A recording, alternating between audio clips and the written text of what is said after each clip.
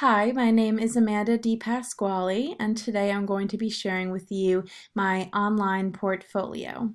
So, I'm a communication studies major with a human resource development minor, and this intro on my homepage just says a little bit more about me and says that I'm going to share some of my favorite artifacts that I have learned in my instructional technology course.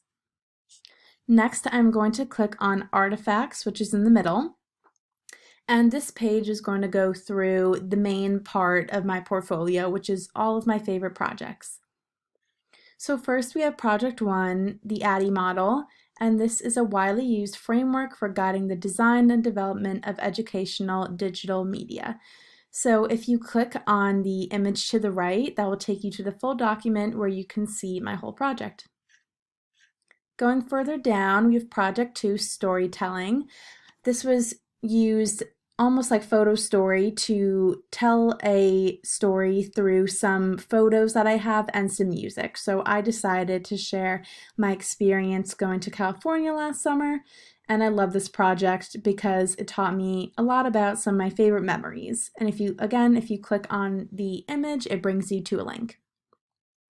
Project 3 screencasting like I'm doing right now. So this project definitely taught me a lot, and I know I'm going to use it in the future, and it helped me with this project as well. Again, you could click on the link.